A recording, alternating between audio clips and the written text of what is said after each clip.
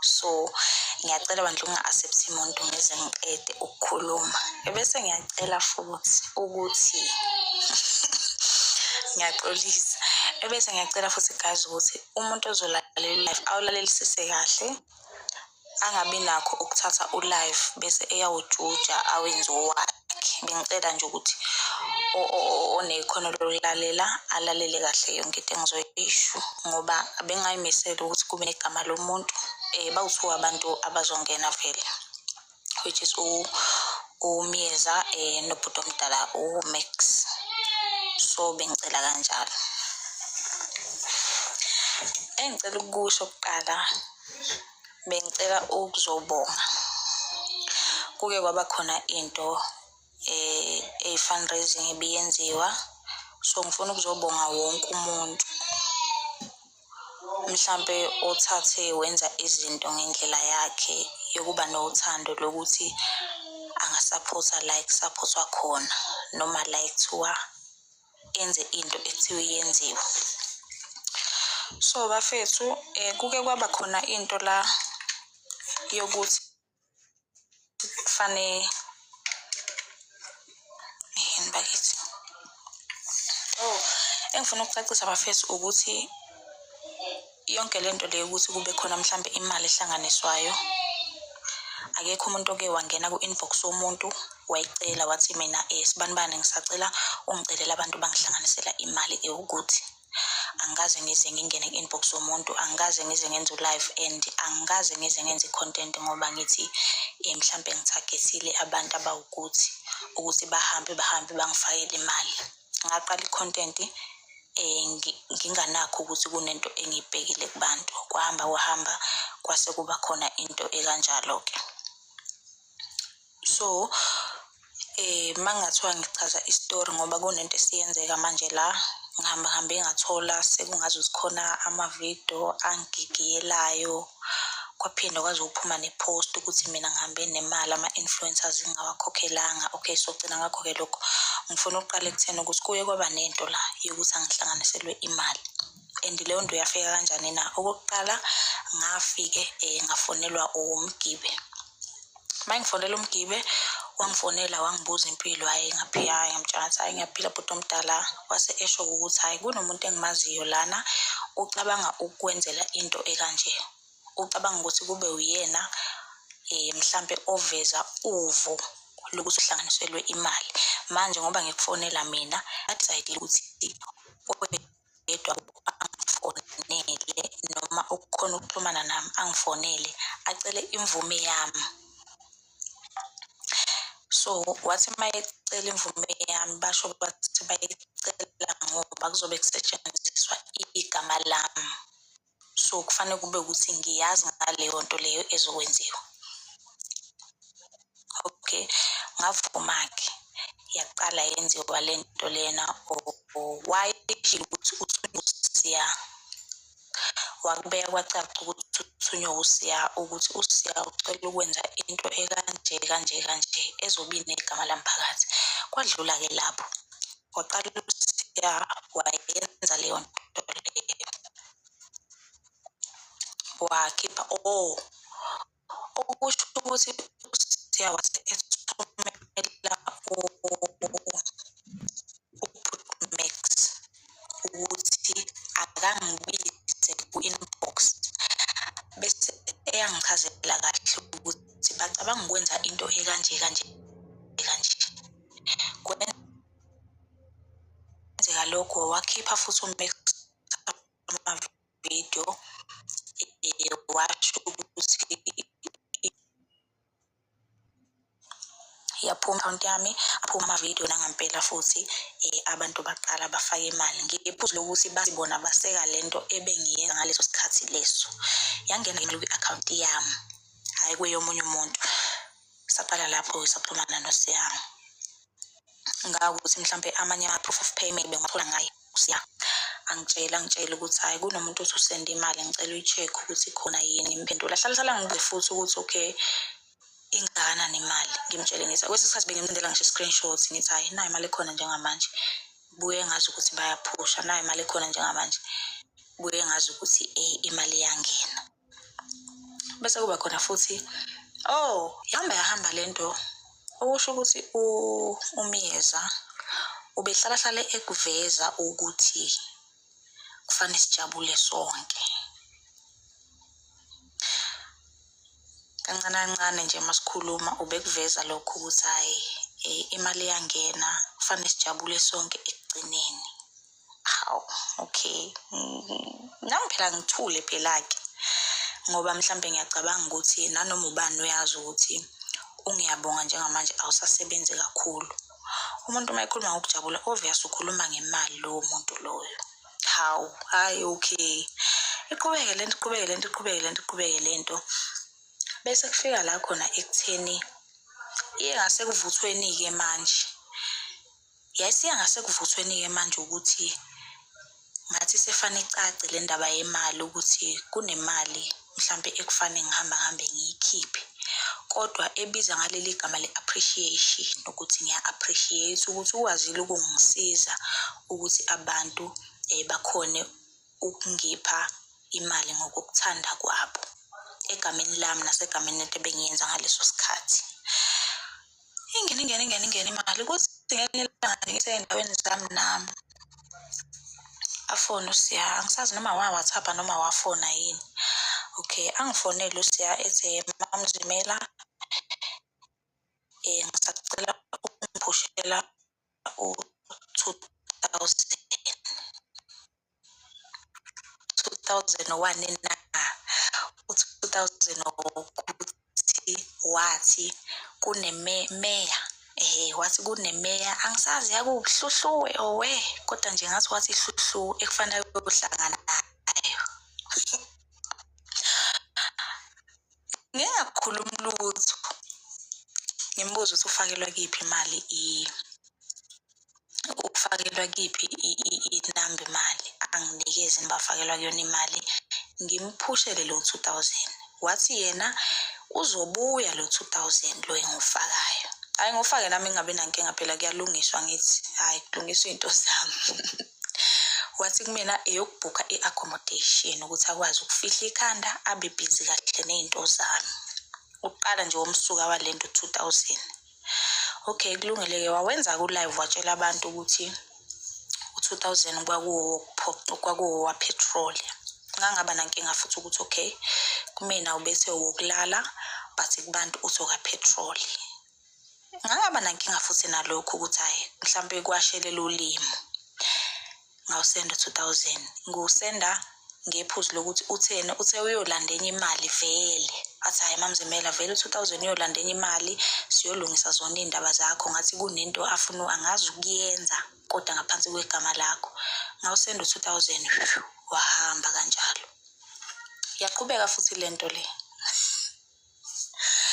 Yaqhubeka futhi yenzeka indaba yokufaka kwemali. Hlala ngibuze futhi hayi sekuyimali Thamara ngimtshele ngimsendele screenshot ukuthi hayi sekuyimali engaka manje imali engaka.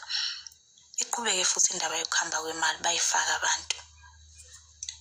Manje-ke la esifike kwase kuba khona ungazwani khona kahle. Uthe eselokhu eyikhuluma le ndaba le yokuthi kufanele sijabule sonke. Wayikhuluma ngangaba nankinga nayo. Anginankinga nokukhipha imali. La esifike sangazwana khona ukuthi uhambe kuthe mase kuzophela lento lena wase eqala eveza ukuthi kunabantu abangaphansi kwakhe okufanele bathole imali.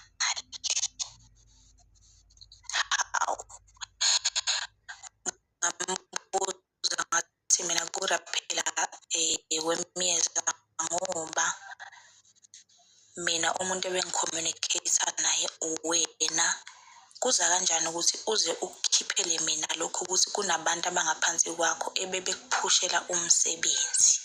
Ngambuza nje kanje ukuthi kuza kanjani ukuthi bese kube ngazuthi kunabantu mhlambe bebeqashiwe ukuthi baphushe umsebenzi noma ngabe kuthiwa mhlambe ikhona imali yokukubonga engikunika yona okuchaza ukuthi kufanele ngiyenze ngiyiphinde kathathu na. Kwaqala lapho kwangazi ukuthi kunokuhilizisana ngoba uhambe wafaka abantu waze wababala. engicabanga ukuthi mhlampe naye lokhu uyakwazi, iqiniso nje limsulwa. Wathi yena kunoBhuti Max obemsiza kufana athole ukhadi. Wathi ngicabanga ukuthi ubhuti naye uthe ukukhula ubhaka. Wathi ubhaka wathi wathi bathatha abantu kulento le. Ngayibuza ukuthi okay, mangase kuthiwa ke ngiyambonga uMyeza, mhlambe lithi sengimfakela u5K wokumbonga phela njengoba esho, because nami ngiyazi vele ungiyabonga usasebenza kusebenza imali njengamanje. Kusho sifanele ngithathe lo 5K nguphinde kathathu ngoba phela bathathu manje. Kufanele ngifike ngithi 5K wakhe, ngithi 5K kaMax, ngiphinde ngithi 5K kaBhaka futhi. Oh, hayi. Ngaphinde futhi ngakuziba lokho, Nkosi yami. Ngoba nina phela kuthiwe appreciation mabeshu ukuthi udrink. Kuthe mayiseqale ngifakela abantu kwayimanga ekhuluma noMax. uMax bengivele ngikhulumana naye ngoba saqala ukuxhumana ngenkathi kade ethe angivele ku-inbox. Ngaxhumana noMax ngamtshela ngathi Bhuti Max kunento engayizwa kahle engitshelwa uSiya. uSiya besikhulumile naye ukuthi akuveze ukuthi wonke umuntu kufana ajabule. Kufanele kube khona into engimbonga ngayo, lokho wakuveza. Kodwa manje ubengakaze angitshele ukuthi entweni engizombonga ngayo kufanele ngiyiphinde kathathu. Okay, kwaqala kwaba khona ukuhelizisana, kodwa ngase ngamtshela kuMax ukuthi into edala ukuthi ngikhulume nawe ingoba wena ngicabanga ukuthi umdala kunoSiya. Mhlambe ikhona indlela ongayibeka ngayo, ngi-understand nami ngiyizwe ngoba akusizi ukuthi abantu babe nalento yokuthi safakela uThamara imali engaka wayenzani, kube kukhona imali engafikanga kumina noma engaphelelanga kumina. Ngaze nje ngasho kanjalo. Ngaze ngasuggest ukuthi mina kulungile, anginankinga nokukhathi, kodwa ngicabanga ukuthi kufanele senze ulive. Makuwukuthi mhlambe sifike ku20,000, kufanele ngifike ngiwenze ulive ngibonge bese ngiyasho ukuthi sihlanganise u20,000 kodwa imali efike kumina u10. Wala waphetha ke uSiyabonga, ngazi noma uSiyabonga noma ubani. Wala waphetha kuMyeza yokuthi ngithi mina cha, asiyenze nje ngeqiniso, ngithi nami mangibonga kubantu ngibonga into engiyaziyo. Ila iqale khona ukuthi kube ngazukuthi ke asisaxhumani kahle. Ngase ngakhuluma noMax. Le ndaba le ye-voice note kaBhuti Max iqala lapho ekutheni la afike wayona khona uMax mangibuka ngokucabanga kwami.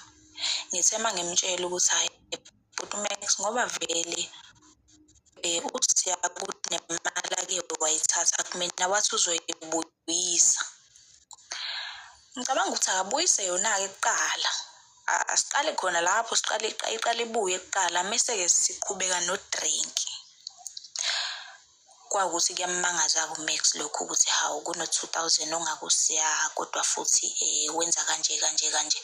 So la ngicabanga ukuthi uyilahle khona mina uBhuti omdala uMax ukuthi ethi mayezwa indaba ya2000 bese ethi mina bengicabanga ukuthi ngizokhipha 2000 wo-drink out of imali engaka. So njengamanje vele izwakala ngazi ukuthi kwanaye ubekhalela lokhu ukuthi mina sengaze ngibonge umuntu ngo2000 out of 50,000 noma out of 100,000. So ingakho seyivela ngazi ukuthi naye ubenephesenti lakhe. Ngathi mangimbuza Bhuti Max, mawukhuluma ngodrink ukhuluma ngento engakanani? Wathi uBhuti omdala uMax kuzodepend ukuthi kuhlangene emalini. Ngathi mina adlali la Max, ngicela ungitshele wena ukuthi mawukhuluma ngodrink ukhuluma ngento engakanani. Kwacaca ukuthi lowo mbuzo loyo naye mhlambe uyamgiga lapho nalapho, akakwazi ukugagula imali. Kodwa wasukelwa yimina ngephuzu lokuthi ngangifuna uku-understand lento eshiwo uSiya ukuthi kungabe unolwazi layo ukuthi uma kuwukuthi ngikhipha udrink ka5000 ngonikeza uSiya kufanele ngikhiphe 5000, kufanele ngikhiphe 5000 about 3. because mina ngifuna ukuyi-understanda lapho ukuthi okay, so kune-team ebikhona ngaphansi kwaSiyamiza engavelanga kumina because mina umuntu ebengimazi uyena kuphela kanti yena unabantu abangaphansi kwakhe. Yadlula futhi lapho ngahamba ngaye ekhaya ngoba vele ukuya ekhaya into ebengivele ngiyihlelele vele ukuthi ngoMarch ngiyahamba ngekhaya kunezinto ebefane ngoyilungisa. Ngahamba ngaye ekhaya kuthe ngesonto kuthe last week ngabona ivideo kaBhuti omdala. Wangigigiyela ngangaba nankinga nalokho mhlawumbe no 4 or 5 days or 6 angazi. Ngakubuka nalokho ukuthi ngayibuza ukuthi engabe sisuka phike lento le. Kodwa ngase ngisheshe ngiyayifica emqondweni ukuthi okay okungenzeka ukuthi izinto azenzekanga ngendlela mhlawumbe bebelindele ukuthi zenzeke ngayo, ingakho esebona ukuthi kufanele ngijikela phambi kwabantu noma sekufanele angigigiyele ngamavidiyo phambi kwabantu. Ngakuthulela futhi lokho benganankinga nakho. Izolo angazi noma izolo noma namhlanje uSiya uyahamba uya kubangani bakhe uyobabhalisa into engekho. Kunepost eke yaphuma lapha eMaputo page noma anginaka ngisho uyinaka kodwa uSiya ejuleni kwenhliziyo yakhe uyazi ukuthi uyena owenze lento la khona abhale khona ukuthi uTamara ngazi ubalekile engawakhokheli lama influencer. Umbuzo wami uthi ke ngibaleka mhlambe ngibaleka nemali kabani uma sekuphuma into ethubalekile ngibaleka nemali kabani na? Le mali abantu abayikhiphile bebeyazi yini ukuthi iyakuSiyamiza? Lezo zinto lezo bengiyibuza ngingedwa ngoba ezinye izinto mawukuthi ibhekene nami kwesinye isikhathi angikwazi ukukhuluma nomunye umuntu ngisuke ngifuna nje ukuyibuza ngiyiphendule ngaleyo nto leyo. Hawu sekukhona ipost obviously post le ibhalwe uSiya ngoba phela yikho umuntu obeyitshela ukuthi uzoba neshiya ngaphandle kaSiya. Bangangena oMax bangena abanye abantu kodwa umuntu oweza kumina uSiya, umuntu okuyena ebekubuke ngazi ukuthi uphethe lento le uSiya. Nize nibone nami njengamanje sengihluthukelwa inhliziyo ukuthi labantu laba uBhuti Max noSiya bahlulwa yini ukuthi bakhulume nami ukuthi Ayanda asenze kanje. Why bafuna ukuyibukanisa nabantu bathathe lento bayise kuTikTok? Nami ngumuntu ngahluthukelwa inhliziyo nami ngaphosta la ama-voice notes ukuthi kucace kahle ukuthi umsindo ongaka asebewenza ngamavidiyo uqhamukaphi. Ngoba kucacile phela ukuthi okay into edala lo msindo le ingoba mina angiyenzanga lento ebebelindele ukuthi ngiyenze ngesikhathi ebebefuna ngiyenze ngaso. Sunday bengisekhaya sakhuza ngamadoda. Sunday bengisekhaya wangifonela uSiya wathi wangibingelela wase esho ukuthi hey ngiyezwa kuthiwa bakubona eBhalitho. Ngabuza ukuthi mina information ebingahambi izifike kuwena lo sibengise eBhalitho bengicashile yini eBhalitho na ngoba phela ngingasekhaya lapho bengisedolobheni ngoba bengiseBhalitho. It's not like bengicashile noma kufanele ngihambe la ngifuna ukuhamba khona. Ngase ke ngimngena kuqala ngale nkulumo yemali ngamtshela ngathi kodwa njalo angikhohliwe ukuthi kuno drink wakho sangakumina. Ngizokulungisela ngoba ngisekhaya angifuni ukwenza izinto ngixhamazela mase ngicina ngibhayiziseka lapho nalapho. Ngathi mangikhuluma le nto kanti sengikhuluma into mhlawumbe sengiyilate ukuthi ngimchazele ukuthi no awungilinde ngiqede lokho ebengikuzele ekhaya mase ngiyabuyela kuwena ngoba phela vela ngithi into engajahekile angithi udrink akuyona into esuke nesikhathi ukuthi cela ungisendele udrink wami kusasa. Hawu ngakulalela nalokho mangiyafika ku-TikTok sekunamavidiyo enziwe ngami noma enganalo igama lami but kuyagigiyelwa usibanibani uzofotelwa yileli qhasha lakhe luTamara kanjani. Ngayibuza ukuthi ngoba phela uSiya kade ngikhuluma naye Sunday kwenzeka kanjani ukuthi bese kuba khona into esikhona ku-TikTok engabe ukhuluma nami noma engabe ulinda mina ngoba udrink phela awuphoqa ngithi. Ngakhuluma-ke naye Sunday njengoba kuze kufika la kufike khona-ke njengamanje ukuthi njengamanje sekungazi ukuthi kubangwa imali. Into ebangiwe ile yokuthi uSiyawu bese kufuna ukwenza kube yi-must ukuthi kunemali engimkweleta yona kwi-account yami. Ayikho imali kaSiyamiyeza. Manginephutha mhlambe angazi kodwa kwi-account yami ayikho imali kaSiyamiyeza. Kwi-account yami ayikho imali kaMax. Engakusho nje lokho. So ngokucabanga kwami ngicabanga ukuthi phakathi kwabo akekho umuntu engimkweleta imali. Njengoba futhi engekho engike ngamcela ngathi mina ngicela ungenzela lento le. Ngidinga imali yazi ngilambile esisweni. Cha, lokho angikaze ngize ngikwenze futhi naye ngikathi ngiqala i-content angikaze ngize ngicabanga ukuthi kuyohamba hambe kuze kufike la kube khona imali mhlambe eshawayo kuthiwa hayi sifuna ukujabulisa usibanibani. Kube ukuthanda kwabantu and abantu imali bebeyikhipha ephuzweni lokuthi bazwe kuthiwa iza kumina. Ngangaba nankinga futhi nalokho. Ngawo uSunday ngiyangixolela mina Nkosi yami futhi angikwazi ukuhlala nje kuthiwa ngiyakhuluma nje ngiserious. Ngawo uSunday wathi kumina usethathe u2000 wawunika uMax ngoba umvala umlomo akathanda ukuthi kube nomuntu ozolokho WhatsAppa emfuna udrink. Mina akaze zangifakela ipressure uMax ngendaba kaDrink, akaze ngabe ngiyamsukela. Nale ndaba yokuthi u2000 emncane ku50k yangena ngoba ngicabanga ukuthi kwakuyinkulumo eyayikhona ngaleso sikhathi kodwa akaze nje zithi ayanda ngicela imali. Umuntu okubeke ngokusobala ukuthi udinga imali and udinga imali udinga iphesenti ngokwemali engiyitholile uSiya Nkosi yami. Uyena umuntu obekwenza kucace lokho ukuthi yena udinga imali.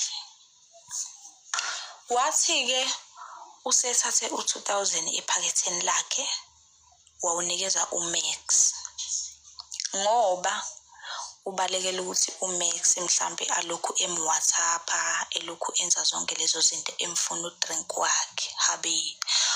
Okay, ngivume lokho ngithi mina hayi wenze kahle akunankinga.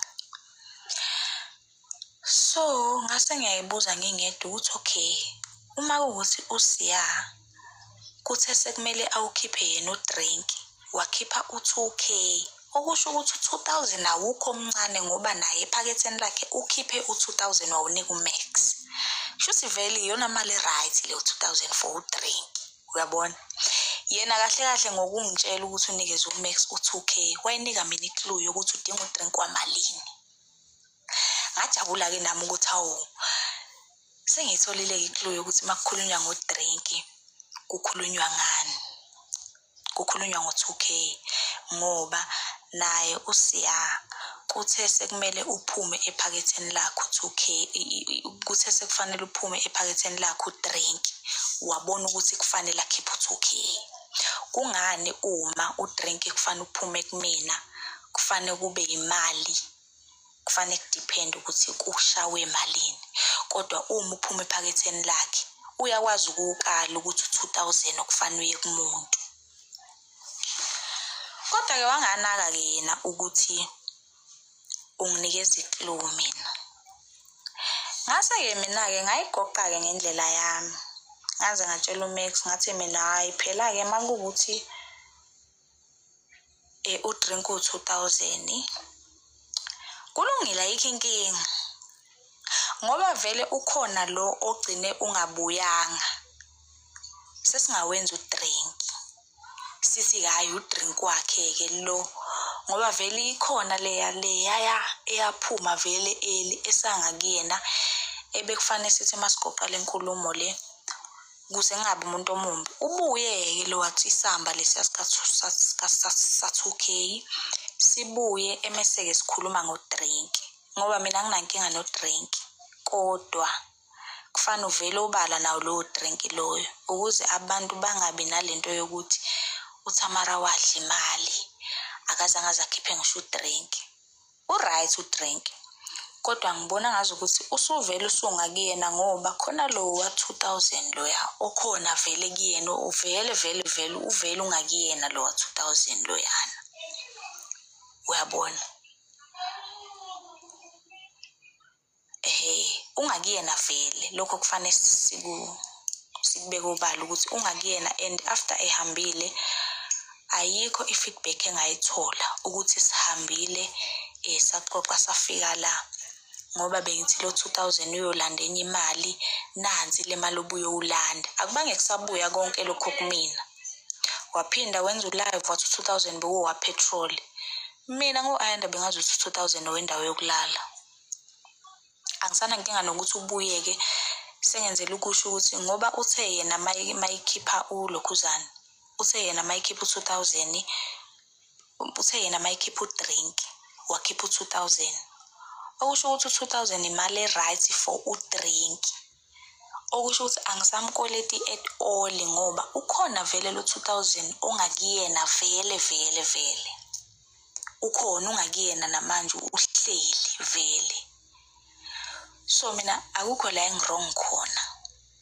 Ngoba udrink thema kufanele uphume ephaketheni lakhe. Wabona ukuthi okay, ubhuti omdala uMax ufanele 2000. Okusho ukuthi nami ephaketheni lami kufanele kuphume 2000 uhambe uye kuSiya. Oka drink. Sengizosho ukuthi ungakuyena vele kuyimanje sikhuluma vele ukuyena. U-2000 loyo okuchaza ukuthi angisakweleti muntu.